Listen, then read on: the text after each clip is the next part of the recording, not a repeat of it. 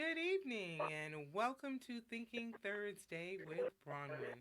I am so glad you joined us tonight. We have a topic that is relevant to our community, a topic we might not be as comfortable talking about, but doesn't that happen a lot here? So tonight is October is Breast Cancer Awareness Month. So we will be talking with a cancer survivor and thriver and how she used her journey to even help others. So we will definitely get into that tonight. But as always, we are going to start with breathing because your day may have been full, may have been just had a lot going on, and we want to take a moment to decompress. It's good to do that anyway, and it will help you get ready to hear what we have to say. So, those of you who have never been with us before, let me let you know. We do deep breathing each week, and I encourage you to do it throughout the week. To and let me show you how. You're going to breathe in slowly through your nose on a count of four, and I'll count for you, and you're going to breathe out on a count of four. So it's a very slow count, so you're breathing in slowly. So breathe in, two, three, four, out, two, three, four. In, two, three, four, out, two, three, four. One more deep, deep, deep breath and slowly let it out. Two, three, four. As we're ready to start our day, our evening with Thinking Thursday, I'm so glad you're here, and I will invite you to start a watch party and invite others. We will be talking, as I said, about breast cancer awareness and just things dealing with breast cancer in our community. It's something we need to know. We may not want to talk about it, but boy, we sure need to. And before I invite my guest on, I want to let I've been talking about the census. And initially I said that the last day to complete the census was September 30th. Well, originally that was not what the Census Department asked for, but in this politically charged climate, the date was pushed back. Well, you now have to the end of this month to complete the census. Remember, it is important. It brings money to your community wherever you are. 675 billion dollars of government money is allocated to communities based on the census. Right now, right now, 4 out of 10 households have not completed the census. 4 out of 10. That's a lot. If you couldn't hear me earlier, let me say it because I didn't have my mic in the right place. So now, hopefully, I'm on and you hear me well. Um, as I was saying earlier, we have more time to complete the census. It's gone back closer to the original date that was requested. 400, $675 billion of government money is allocated to different communities based on how you complete the census. So get it done. Well, this month, October, is Breast Cancer Awareness Month. And that's what we're going to be talking about today. Hello, Kanetra. Thanks for joining us. We're so glad you are here. Start that watch party. Let's get others involved. So tonight we have a special guest, and her name is Janice Workcuff. Janice is the executive director of Angels Surviving Cancer. She is also a cancer survivor and thriver. And, I was going to give you some info and tell you about our organization, but as we progress, I'm going to let Janice tell you how it came to be and why just how it started, and she'll get you the information. So, Janice, first, just hello and thanks for coming on. How would you like to introduce yourself? Well, hello. Thank you so much for having me. Thank you, thank you, thank you. I really do appreciate it. Every time I'm allowed to tell my story, it's still healing for me this day. So I just really appreciate you having me on. I guess I'd just like to introduce myself, like you said, survivor, thriver, and an advocate for so many women that are out here that are being diagnosed with this breast cancer disease. And it's so good to have an advocate out there. So, how did you Yeah. even find out that you had breast cancer? Because there's so many different ways women become aware of this. How did you Yeah, find out? absolutely. Yeah, absolutely. I was actually 32 years old at the time. I had a 5-year-old son, and you know how you just kind of be wrestling with your kids. I was just kind of wrestling with him, and his hand accidentally hit my breast. And when my hand caught my breast, I noticed that something was different. So I was aware something was different because I never had any problems with my breast. I didn't have fibrocystic breasts as some women have during their menstrual cycle, or some women know their breasts, and I knew that that was different. So I immediately went to see about it, and he did a mammogram, and it came back that it was suspicious, but watch it in 6 months. They would look at it again in 6 months. Well, that didn't sit very well with me, 6 months. So I decided, well, I was working for a surgeon at that time. He wasn't a breast surgeon, but he was a surgeon. So I asked him, would he do an incisional biopsy? And he said, yeah, we can do that. He said, but it's probably not anything. You're young, and it's probably this. I said, okay, well, I want that comfort. And so he did do a biopsy, and it came back that it was indeed breast cancer. And I guess I was just so hurt because it's stuff that, you don't think it's going to happen to you. You hear about it on the news and the radio, and so for that to come back to me at such a young age of 32 years old, no family history, that was very hard for me, very hard. And it is. And that's, I think, so important that some things you said I wanted to stress that you knew your body. You knew Yeah, your breast and you advocated for yourself because at 32, people will write you up, oh, it's nothing wrong with you.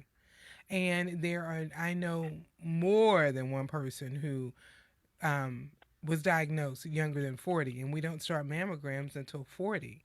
Um, exactly. and so Mhm. it's important that you know your body and advocate just because, okay, well, you're fine, you're good. You did not take that for an answer. 6 months could have made a big difference in your outcome. It really could have, yeah, it really could If it have. was an aggressive form, it could have 6 months is a long time. So I Yeah, that's a long applaud time. you in taking care of yourself and advocating. And we'll probably come back to that. Well, let me ask you though, what were your initial thoughts and feelings when you first heard that? You're 32 years old, you have a Mhm. 5-year old, so you're mother of a young child. Mhm. And Mhm. wow, what are you Yeah. thinking? What was going through your mind? Well, of course, the first thing because that you hear about, that you think about, of course, is death. Because everything you've heard at that point about cancer is, is death, and then you may have seen it all around you. Because I've worked in the medical field over 30 years, I do ultrasound of the heart, so you're around it. So the main thing with cancer is death, cancer, death. And then my 5-year-old, 10 years in my marriage, my career had been taken off. So how would people accept you? It was just a lot of little things going on in my head at that time. Yeah, it was a lot. It was a lot. The last thing you said is something interesting as well. How will people accept you? And Yeah. even though yours was a little while ago, it hasn't changed. Can you Yes, talk a exactly. little about how that acceptance, how people accepted you then? Do you think it's changed or gotten better that we accept people with any form of cancer for that matter? I think that it's gotten better. Again, I had a reoccurrence 3 months after the surgery into the chest wall. So again, I'm aware and I'm an advocate again. I wake up and my chest is swollen and it's red, so I'm back again. And then I had a reoccurrence in the chest wall. Now, the first time I didn't have to have chemo and radiation. Everything was clear. I was good. I was back to work. But this time they hit me really hard, and the physician said to me that the days of my life would be very short. And so what that said to me was that, you in for a hell of a fight, girl. You either got to fight this or what you going to do. And so I was ready to really and truly fight. Again, I had a modified radical mastectomy where the breast was removed. So answering your question, the acceptance of that was very hard because at that time I thought that defined me as a woman, Mm-hmm. but it does not. So the acceptance of my family and friends knowing that I've had that, what would they say when I walk in the room? What are they thinking? That kind of thing. But when I returned back to work, they were so awesome. They had decorated the break room, and they just were there, letting me know they were support for me. They were there for me. But it wasn't until I came into another breast cancer survivor that it kind of all came together. I had the love and the support of my family and friends, but until I came into somebody had it went through or going through what I was going through at that time, then I was able to really kind of calm down, know that I wasn't by myself, know a heal, and know that acceptance would happen from all people. And we're going to talk about that support in a minute because I know that's part of your journey to start your organization. But I want to go back Right. to family for a minute. How Okay. was your family, and how did they deal with this, and what were they feeling, thinking? My family was very good. It not only affects the person that's diagnosed, it affects everybody around them, your family and everything. And so I'm from Kansas City, Missouri. So my mother and mother-in-law, they flew down to take care of me. My husband, he was working, and so he was very, very good. I had a 5-year-old son. Then my sister stayed in the same complex with me, and she had twins that was the same age as my son. So my family and my friends were such a big support. They were there, encouraging words, whatever they could do, cooking, cleaning, or whatever, because I was really, really sick with that chemo. You can imagine 32 years ago, I was really, really sick with that chemo years ago. So family is important. Friends are important. I think those are important too. So they were very, very good. Um, that's not always everyone's story that the family It's is not. there. It's not. Um, can you elaborate on that any? I think that if that's not everybody's story, that the family is already there, then I think that's where the support group comes in, or finding someone that has been through, again, like I said, it's going through what you have been through. The family support. You probably have friends that sometimes are closer sometimes than family. I have found that out through the years that you don't always have the family support, and so that's why we are there as angels. We're one-on-one in your face, trying to find out what's going on, letting you know that you're not alone, that we are here for you, and then asking you. Sometimes it's the mental, so we have a mental psychologist on board, and she also talks to them too. So you're right. Family has a lot of things that go on with family. Right, and it is so important. So tell us, how did you even start an organization that, tell us about the organization, how it Okay. got started, what you do, all that good stuff. Get it out there, let the world know. I know, I know. Well, during that time that I was sick, and I was very sick, it just seemed like the Lord had told me, this is not unto death. This is going to be for you to help so many. And I'm like, really? I'm throwing my guts up. I'm sick. I can't see it. I didn't see it at the time, but I got up with skates on, and I joined a couple organizations before: American Cancer Society, Sisters Network. I worked with them a long time. They're local here in Houston. Love You One Another, and then we decided that we just would go ahead and take it to another notch and go ahead and start. It was like about 5 or 6 of us start Angels Surviving Cancer, so that we could be better advocates for these ladies, so that we could be at the side, not only for awareness, but for prevention and taking better care of ourselves. And so Angels is just an awesome organization, wonderful, wonderful ladies around me. If you meet them, you will really think they are earth angels, and I just love them, and I like the support that they give me, and the programs that we have within the organization are absolutely awesome. What, how do you advocate? You mentioned that you're an advocacy group. Tell me some hmm ways that you can advocate. And I know you are big into advocacy because that's what really saved your life. It is, and so I didn't have that, and so I make sure that I'm right in their face when I'm there. When I get the calls, or we get the calls from the ladies, we try to be with them. We're now in COVID, we can't be with them, but we can do telemedicine, kind of like a Zoom call or something, making sure that they understand the language that the medical community is talking to them, making sure they're understanding, making sure that they're getting taken care of in a timely manner, making the right decisions in whatever way they can, being being there for them, letting them know that we do have advisory physicians on board. We have a breast surgeon. We have a clinical psychologist. We have a medical doctor. We have an accountant on board because the accounting is very important. We have our care program where we help them with utilities and rent and gas. We have partnered with Uber and Lyft to get them back and forth there to the doctors and stuff, making sure they're getting to their appointments and getting back, trying to give them the resources if they don't have insurance, where they can go, what they need to do, help them to fill out papers, help to make sure that not only do I want to live, I want it to live with productive living and quality of life. So we're trying to get them back on that journey to understand that. That is important because, and like you said, Yeah, it's a journey. it's a journey. And it can be an uphill, downhill, around the hill journey. Ooh, yes, it is. Yeah. Um, Tell me, what do you think about the importance of mammograms? Because you found yours, um, and then went and had a mammogram. What can you say about mammograms? I think that the mammograms are very important now because we don't always find it by feeling, and it's not always a lump. Sometimes it's redness. Sometimes it looks like an orange peel. And right now the 3D mammogram can find even the smallest one. So it's very, very important to get the screening done. That's very important to get the screening done. And I think that we're getting to that point now as we're coming out of COVID that we're getting back to that. We're getting back. So mammograms are very, very important.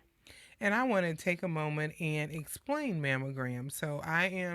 If you've ever watched Thinking Thursday, you'll know I'm into research. I want to give you some facts about things. So, what I did Mhm. was I looked up and I want to share with our audience some information about what is a mammogram. Because so often, I've got to go get a mammogram, and we tell women, get your mammogram.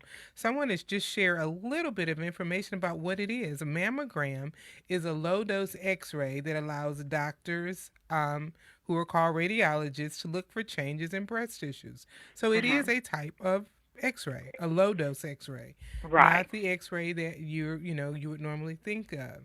So when asked why do I need a mammogram, as Janice said, it's used to detect breast cancer early. It can even a smallest lump. If you feel it, you need to go. So there are Yeah. different kinds of mammograms. We think about a screening mammogram. A screening mammogram is used to look for signs of breast cancer in women who don't have any breast symptoms or problems. The X-ray pictures of the breast are taken typically from two different angles. If you've ever had one, they squeeze you one way, they turn around and squeeze you another way. But it's looking at the breast from two different angles. Right. Just to see what's there. Then there is a diagnostic mammogram. Mammograms can be used to look at a woman's breast if she has symptoms or a change or has seen in a screening mammogram. Because if you have your screening mammogram, they save them, and from year to year, they can compare. Well, this year, last year we didn't see this. So then you may need further testing. If everything looks good, 5 years they look the same, year six there is something different, you're going to go to a different level. Mhm. Um, and that could be the diagnostic mammogram. When used that way, that will be your diagnostic mammogram. It'll include extra views and a more in depth. And then there is, as she talked about, the 3D mammogram. The 3D mammogram is newer, um, and it's the newest type of mammograms. Correct. Uh Um, huh. and each breast is compressed once, and a machine takes many low dose x rays as it moves in one arc over the breast. A computer Right. then puts the images together in a series of slices. This allows the doctors to see the tissue more clearly in a three-dimensional way. So it's a deeper, I guess, more involved view of the breast. Um, so, as I said earlier, just in how does a mammogram work? It's a machine that's used to design and look only at breast tissue. The machine takes X-rays at a low doses that are usually it's an X-ray, but usually very low dose.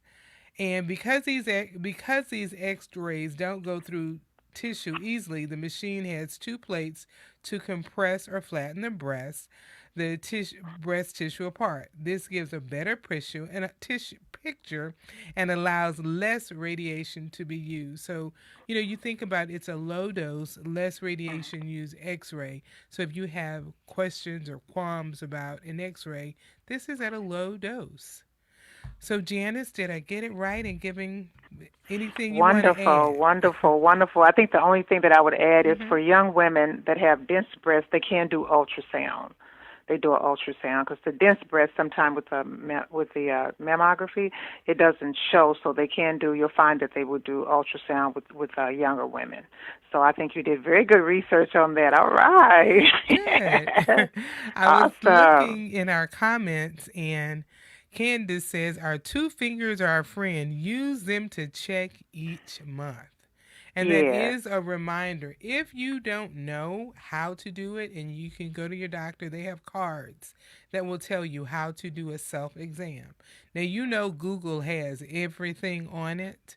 You Yeah. can Google and get a picture. If you hit Google and hit images, you're going to come up with a picture of the card. That, as Candace says, your two fingers are your friend. Use them.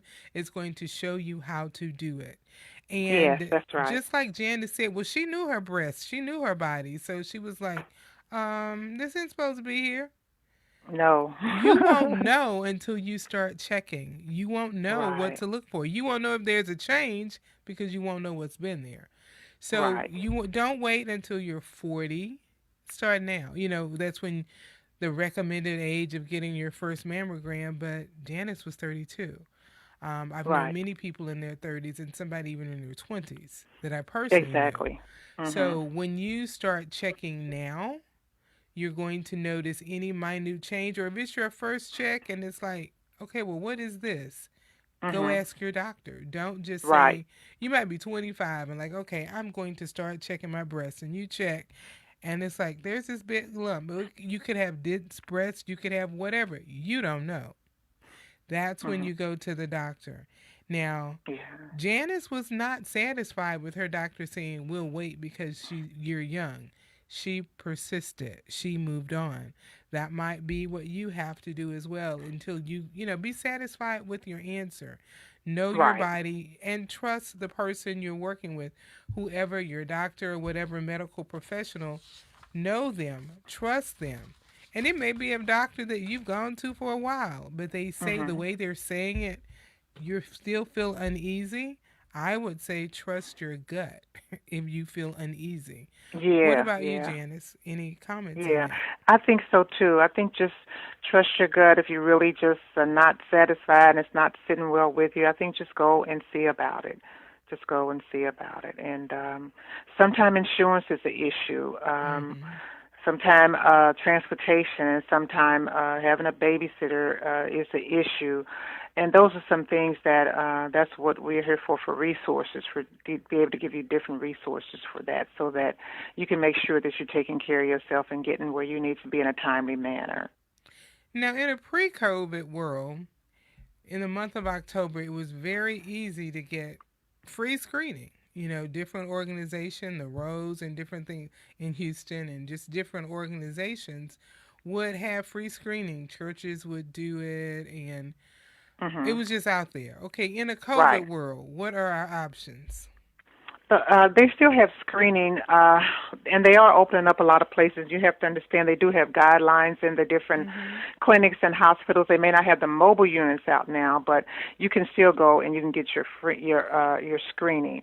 And during this month, you just would have to Google or just check your resources on who's doing free screening during the month of October. But they are low cost right now. They're trying to get women to come on, get back in, Mm-hmm. and do your screening, because a lot of them are afraid now to go into the hospitals or go into the clinics. But they have guidelines, and they are, trying to protect patients as much as possible to come in and take care of themselves. And that is good to know, because and that is the thing. So let me take a moment to talk about the idea of going into a hospital. Many people are still afraid just to Yes, walk in the doors of a hospital for right. anything, even if they're ill. You can be in a car wreck. Well, I think I'm good. Now you're bleeding, and that's not that's a problem. I'm good. I'm going to go home. I don't want to go into a hospital. And I understand we have a healthy, understandable fear of going into a hospital right now. However, that fear could cost us our lives in so many levels. And if that is the only means right now of getting that screening mammogram and you don't have the finances, find a way to make yourself feel comfortable going into that Right, hospital. Check right, out the right. hospital, see what their protocol. If they're, just do a little drive by. Okay, they look like they're over the top. That's what I want. I want somebody who's over the top in the way they they're going to screen you. They're going to take your temperature outside the door before you even cross the threshold. Those kind of things. And Hmm. feel good about it. And if you are going for a screening mammogram, you are not going to be in the area of the hospital where COVID patients are being treated. Exactly, exactly. Hospitals who do treat COVID patients typically have a COVID wing, a COVID area, and it is isolated for a reason. So um, people going in are going to be protected. That's not where you're going to go. Think about yourself. There is life after COVID. There is Yeah, life through COVID. yes, And yes. this is a time, especially for those who may not have insurance or may not have access to health care, to find out. Because October, you're going to get more free mammograms. And I'm glad you said that, Janice. It's still out there. Yeah, yeah. So definitely, you want to take advantage of it. It You is do. there. Mhm. Um, going back to your organization, I know that you started. Well, tell us what made you, what gave you. You said you were involved with several organizations, but you wanted to Mhm. do more advocacy. What Right. gave you the guts to say, "Oh, it is time for me to move on and step out, and I have to do this"? What got you to that point? I guess just the passion of these, just having the passion of these ladies, and just understanding your purpose. Your purpose is to do what you need to do when you need to do it, and sometimes you kind of feel the timing, if the timing is right. And so I felt like the timing was right, just to do more advocacy work, more looking at the ladies a little bit more, looking at making sure they understanding clinical trials, understanding what's going on with them, just to be able to be there with them better, to understand that and know that they did have somebody beside them that will help and guide them all the way. And if we couldn't do it, we have the professional doctors, like I say, on our board that we can get them to understand better. So it just seems like it needs to be wide.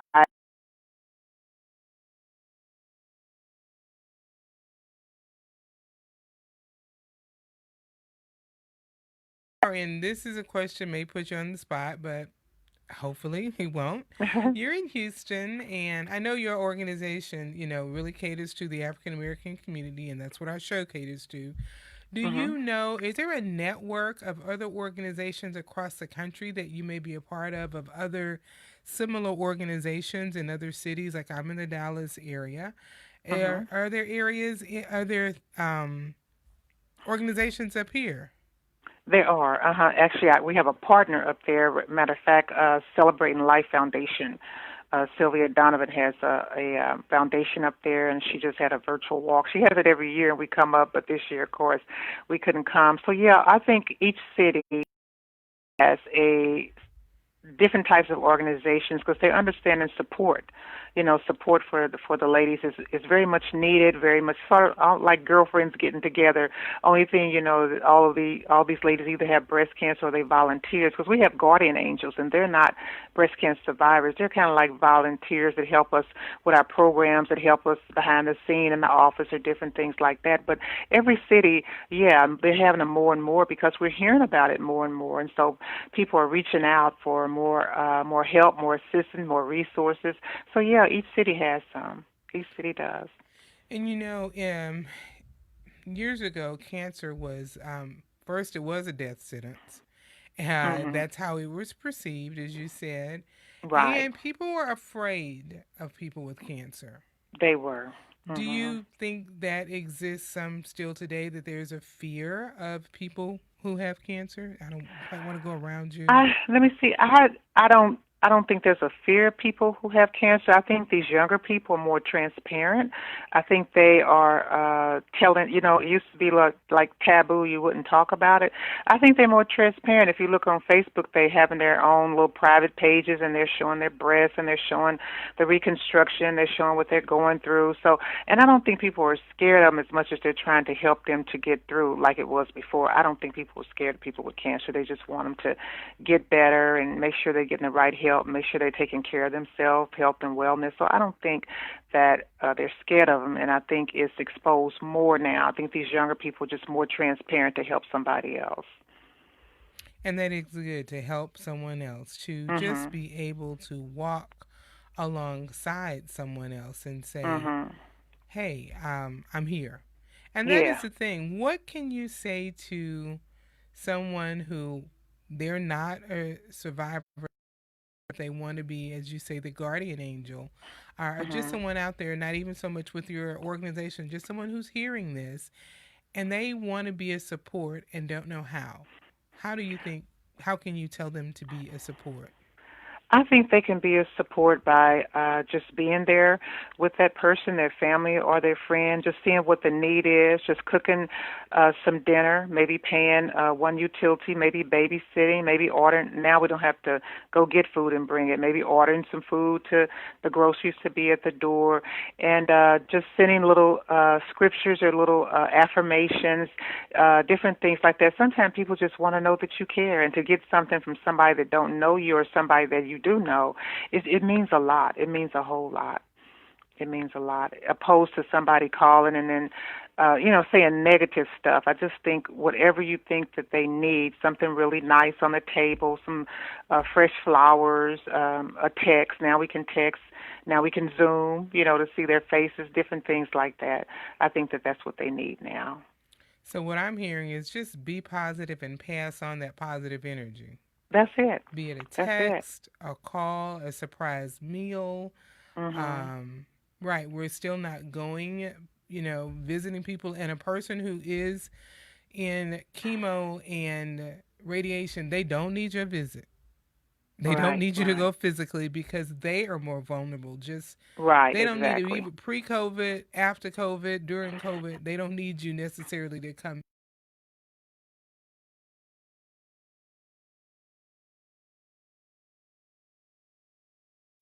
It is. It And is. you will see people prior to COVID. You saw people with masks on. A lot of time, those were Mhm. cancer patients. There are other reasons, but that is one because their systems are so compromised during Right. this Right. time. Right. So Exactly. you can't go see them anyway. Mhm. And just hang out. But boy, or maybe there's this thing called meal train. Maybe that Right. you and some friends decide, okay, we're going to take care of your family's meals for the next 3 weeks. Right. Monday, Wednesday, Exactly. Friday, we have you. And there's this, it's an app called Meal Train. This one, I know there are others. That's just the one I'm familiar with. Mhm. And you can set it up, and that person can put in there, okay, maybe my family, we don't eat pork, we don't eat this, we don't, you put it all in there, and then the people who are supporting you are going to give you meals based on your desires, and they're delivered to your house. Now, with when I first did a meal train, we took it to that person. Now with COVID, it's more common. You can set up a meal train and have it go through DoorDash, Oh, okay. Grubhub, and all these things. Okay. You don't even have to go. You say, Okay. I'm ordering this meal, and you go through Grubhub, or I'm just using Mhm. that. That's one that comes to mind. But, Mhm. any of those food delivery services, and you set it up, and the meal is delivered to that person. Now, how easy Mhm. is that? Mhm. Mhm. and That's awesome. and you get with the person and decide at what time, or they may put in there, can you have the meals delivered between this time and this? Anytime, might be noon to 6. Can you have it delivered any time between then? And the meal Mhm. is delivered to them, in that time frame. All you have to do Mhm. is go to whatever restaurant, click, click, click, and have it Yeah. delivered. So That's it's awesome. easy to be helpful. And that's something Mhm. you can do even after COVID. But now things, we have had to become creative. That's one of the creative things that has happened, that has come out. Mhm. So, yeah, there Mhm. are ways to make it happen for people. Mhm. Let me Mhm. ask you, how if someone wants to donate to your organization or they want to help, they might not even be in the Houston area, or they may be in the Houston area and like, Mhm. okay, y'all are good, I want to help, but I'm not coming to see anybody right now Yeah. because that still Yeah. exists. What can they do? They can actually go to our website. It's angelsurvivingcancer.net. And on that website, I think they have, well, I know they have the Cash App information, and they also have, it says donate now. That's PayPal with a check or a credit card. And then some people are still, they still, it's a lot going on, so they want to mail. So our physical address is on there also. So they'll be able to help that way. And we have an educational program that we're doing virtual on October the 17th. And they can also go to the website and find out about that. We have advisory doctors that are going to be presenting. They're going to be talking about mental health, the myths of breast cancer. That's really important. Financial aspects of breast cancer. That's important too. And then we have a holistic doctor that's going to be speaking. So it's going to be really, really good. But you have to register at angelsurvivingcancer.net or either on eventbrite.com. All right. And I Yeah. typed into the comments your website, Awesome. angelsurvivingcancer.net. So if you're Uh-huh. listening, you Yes. can come back and you can look at you can look at it in the comment section, Mhm. angelsurvivingcancer.net. And Mhm. I venture to say that, any donation can help. If you only Yes. have $5 to spare, that five Right. dollars can be multiplied for someone who's in need, because cancer diagnosis of any kind can financially disrupt your life, Yes. Yes. Yes. even with insurance. Mhm. Even if it's something as simple as you're going to treatments and the parking is expensive, so that $5 might cover part of somebody's parking. So there isn't anything too small. Am I right, Janice? Right. That's right. That's So right. do what you can. So I Mhm. have someone connected says, I'd love to support the cause, doing it right now. Thank you. Awesome. Thank you. Thank Awesome. you. Thank you. And Uh-huh. it Uh-huh. doesn't have, like I said, it doesn't have to be large. No. They'll take your $5 or your 500 or your 5,000, Mhm. but Yeah. Yeah. it will all make a difference. It will make a difference. It It will make will. a difference. As we get ready to wind down, and Janice, hold on just a little bit.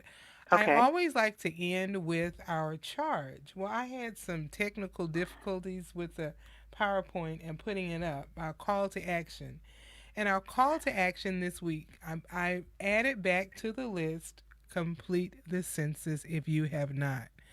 Um, if you if you haven't done it, do it. It's money for your community. How does that relate to breast cancer awareness? It might mean more money allocated to your community just for treatment, more services being placed in your community because they're looking at the density and population of your community as opposed to it being a small community with a few people when there really are a lot of people, and more money can be allocated. Become an educated voter. Become an educated voter. Don't just say, I'm going to vote for the president. You need to vote down line. It is local. All politics is local. Local politics matter. So, whatever is on your ballot, you can go to the League of Women Voters and look at the voters guide. I'll have that. I'll have that. Um, if you want to complete the census, someone asked to give a little more details. If you type in 2020census.gov, it will come up. And remember, there are only 11 or 12 questions you have to answer. Really, really, really easy. Um, they said the link was not coming up. Maybe I typed it wrong. So I'm just going to type it out. Angel Surviving Cancer. And it's in Houston. If you type that in, it's going to come up in Google. I might have typed that link wrong. So I'm putting it back in the chat. Thank you for letting me know. Um, but definitely go and go visit their website. Even if you don't plan to give, go find out more. Back Right. to the Exactly. census. Become complete the census, and become that educated voter. League Yes, of Women yes, Vote. I will type that in as well. League of Women Voters, and they have a voter's guide. You can Google it, it'll take you to it. Become that educated voter. Find something worthwhile in your community to join to make it a better place and yes, join and create a good fight. This month, let that part of your good fight be breast cancer awareness. yes. Getting the information out there so people will know. Janice, do you have any closing remarks you'd like to make? I do. I just want to just express what we talked about is knowing your risks and get screened, know what's normal for you, and make healthy lifestyle changes. Because in the United States of America, the second most common cause of cancer death in black women is the breast cancer. So black women have 40% higher death rate than the white women in the United States. So just taking care of yourself and know your risks and make sure you're making healthy lifestyle changes. Thank you, thank you, thank you. So as we get ready to wind down, Janice was my sister died of metastatic stage 4 breast cancer, and my older sister became a guardian angel with this organization, and she personally Yes. experienced the benefit. And I thank you for Mhm. being there. Mhm. And Kinetra has found the correct link. I typed it wrong. If you know me, typing quickly is not my suit. So thank you for putting it, but she put the link in the chat. So thank you Okay. for getting Thank that. you. So you are represented in our chat. And those Thank of you you. who may be listening and not actually on the Facebook, if you're listening on a podcast later on, it is Angels Surviving Cancer. AngelsSurvivingCancer.net will take you to it. So, as we end this week, I want to remind you all health is mental health. Anything that involves you involves your mental health.